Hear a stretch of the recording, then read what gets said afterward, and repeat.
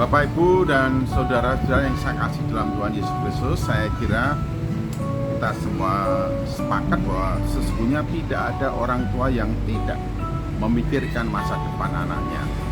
Setiap orang tua, baik ayah maupun ibu, berpikir yang terbaik untuk anaknya, untuk masa depannya. Bahkan juga orang tua selalu berusaha untuk memberikan yang terbaik bagi anak-anak mereka. Salomo dalam Amsal yang ke-14 ayat 26-27 memberikan satu penegasan. Jikalau orang tua itu sungguh-sungguh ingin memikirkan anaknya, apa yang seharusnya dilakukan, bagaimanakah hidup mereka. Dikatakan demikian, dalam takut akan Tuhan ada ketentraman yang besar, bahkan ada perlindungan bagi anak-anaknya. Takut akan Tuhan adalah sumber kehidupan sehingga orang terhindar dari jerat maut. Dalam takut akan Tuhan ada ketentraman yang sangat besar. Dan dikatakan juga bahkan ada perlindungan bagi anak-anaknya. Jadi kalau para orang tua memikirkan keamanan, ketenangan, ketentraman bagi anak-anaknya, maka di sini Salomo mau memberitahukan orang yang hidup takut akan Tuhan, orang tua yang hidup takut akan Tuhan, bukan saja diberkati ketentraman yang besar, tetapi juga anak-anaknya beroleh perlindungan. Anak-anaknya beroleh perlindungan sehingga terhindar dari segala mara bahaya. Dikatakan juga takut akan Tuhan adalah sumber kehidupan sehingga terhindar dari jerat maut. Jadi orang yang takut akan Tuhan terhindar dari jerat maut. Orang yang takut akan Tuhan beroleh ketentraman besar. Orang yang takut akan Tuhan telah mendapatkan sumber bagi kehidupannya. Dan orang yang takut akan Tuhan memikirkan anak-anaknya, sebab bagi orang yang takut akan Tuhan, anak-anaknya pun beroleh perlindungan dari Tuhan. Dikatakan bahkan ada perlindungan bagi anak-anaknya.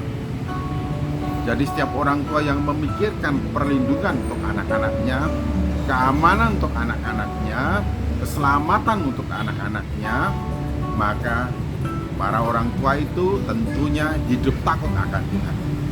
Lalu hidup takut akan Tuhan itu hidup seperti apa?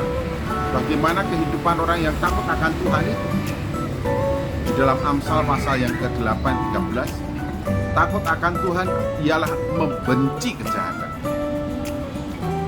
Aku benci kepada kesombongan, kecongkakan, tingkah laku yang jahat, dan mulut penuh dengan tipu muslihat. Berarti orang yang takut akan Tuhan adalah orang yang benci kejahatan, benci kesombongan, benci kecongkakan, benci tingkah laku yang jahat, dan benci dengan mulut yang penuh muslihat. Orang yang takut akan Tuhan tidak akan menipu. Orang yang takut akan Tuhan tingkah lakunya tidak jahat. Orang yang takut akan Tuhan tidak congkak. Orang yang takut akan Tuhan tidak sombong. Siapa berjalan dengan jujur, takut akan Tuhan. Tetapi orang yang sesat jalannya menghina dia. Jadi orang yang takut akan Tuhan adalah orang yang jujur, orang yang menjauhi segala macam perbuatan kejahatan, orang yang tentunya hidup sesuai dengan maksud dan keinginan Tuhan. Itu sebabnya kepada orang-orang yang takut akan Tuhan beroleh ketentraman yang besar, dan kepada anak-anaknya beroleh perlindungan. Bapak, Ibu, dan saudara yang saya kasih dalam Tuhan Yesus Kristus, Bapak, Ibu, dan saudara-saudara yang saya kasih dalam Tuhan Yesus Kristus, benarkah engkau memikirkan keselamatan, ketentraman, keamanan anak-anakmu? Kalau betul-betul memikirkan keselamatan, ketentraman, keamanan anak-anakmu, hiduplah takut akan Tuhan, hiduplah jujur, jauhilah segala macam kejahatan, dan hiduplah sesuai dengan apa yang Tuhan kehendaki, apa yang Tuhan inginkan sepanjang umur hidup. Menjauhi kejahatan berarti menjadi orang yang tidak sombong, menjadi orang yang tidak congkak, menjadi orang yang tidak bertingkah laku jahat, menjadi orang yang tidak melakukan tipu muslihat. Hidup benar sesuai dengan maksud dan keinginan Tuhan.